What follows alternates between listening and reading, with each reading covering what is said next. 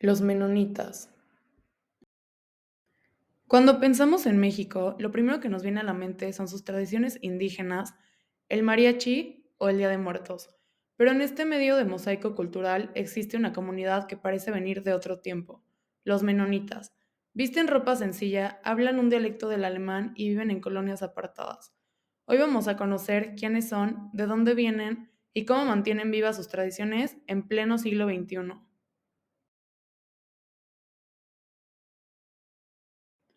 Los menonitas son un grupo religioso cristiano que nació en Europa en el siglo XVI, en el contexto de la Reforma Protestante.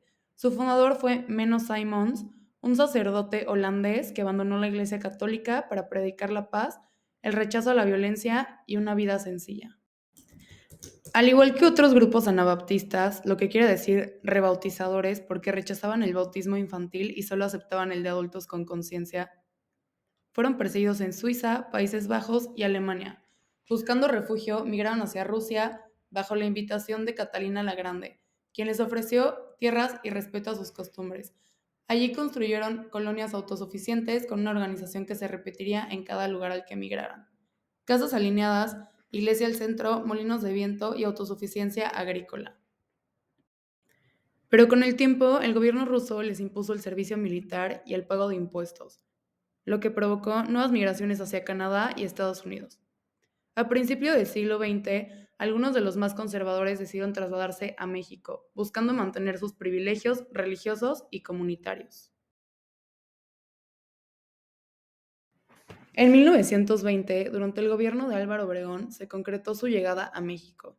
Gracias a negociaciones encabezadas por Arturo J. Braniff, cuñado del presidente, se les vendieron 100,000 hectáreas de tierras en Chihuahua pertenecientes a la familia Zuluaga.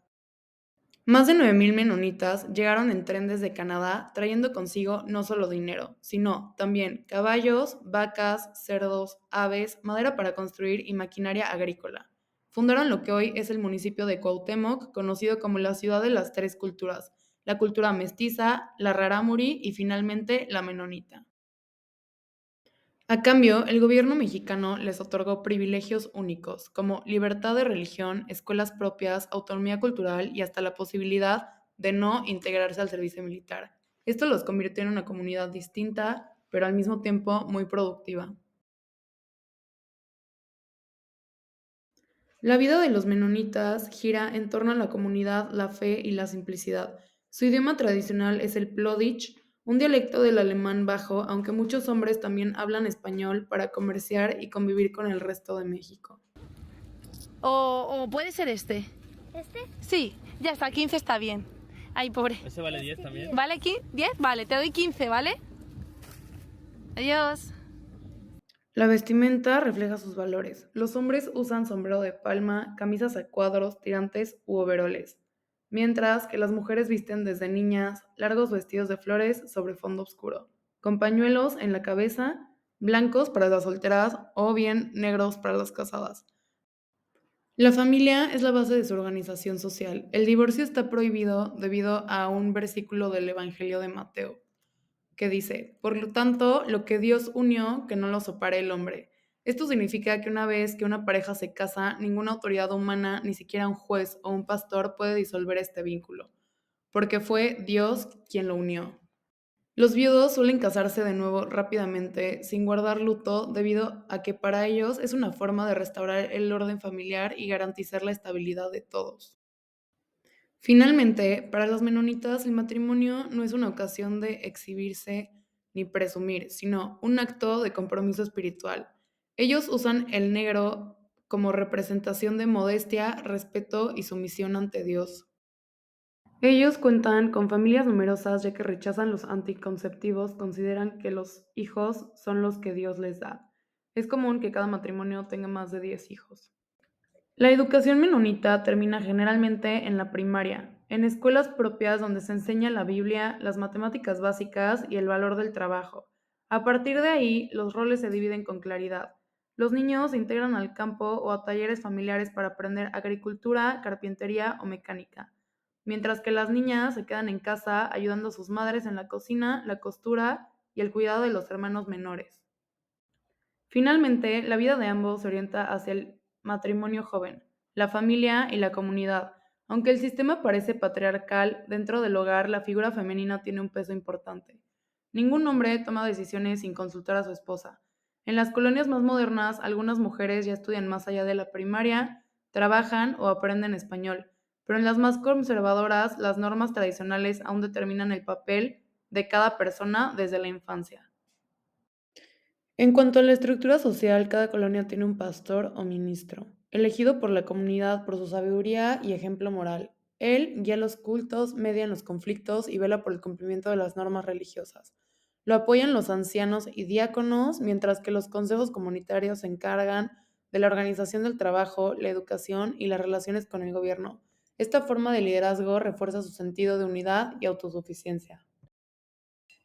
En cuanto a la tecnología, existen diferentes posturas. Algunos rechazan la electricidad, los autos o el Internet, mientras otros han aceptado gradualmente estas herramientas.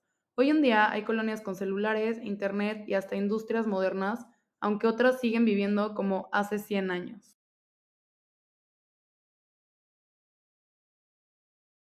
El trabajo es uno de sus pilares, siguiendo el precepto bíblico de ganarás el pan con el sudor de tu frente. Los menonitas se destacan como agricultores, ganaderos y artesanos. Son famosos en todo México por su queso menonita, un producto que se ha convertido en un símbolo de Chihuahua y que incluso ha dado origen a pizzerías y restaurantes locales. Su economía se basa en el esfuerzo comunitario y la disciplina. Desde su llegada, transformaron las tierras del norte en algunas de las más productivas del país, aportando de manera decisiva a la economía regional y nacional. Hoy en día, los menonitas enfrentan grandes desafíos. La sequía y la sobreexplotación de los pozos de agua en Chihuahua han provocado tensiones con el gobierno y con comunidades vecinas. El narcotráfico y la violencia también han golpeado a varias de sus colonias. Al mismo tiempo, muchos jóvenes sienten la atracción del mundo moderno. Estudian en universidades, migran a Estados Unidos o adoptan un estilo de vida diferente al de sus padres. Esto genera divisiones internas entre los más conservadores y los más liberales. En la actualidad hay comunidades menonitas en 87 países y aunque varían en sus prácticas, todas coinciden en dos principios, el pacifismo y la fe en Jesucristo. Finalmente, para concluir, a casi 100 años de su llegada a México, los menonitas siguen siendo un ejemplo de resistencia cultural. Mantienen sus creencias, idioma y estilo de vida mientras conviven con un país lleno de contrastes. Más allá de sus vestidos, quesos o molinos de viento, lo que transmiten es la importancia de la comunidad, la fe y el trabajo. En un México diverso, ellos son la prueba viviente de que la identidad puede conservarse aún lejos de su lugar de origen.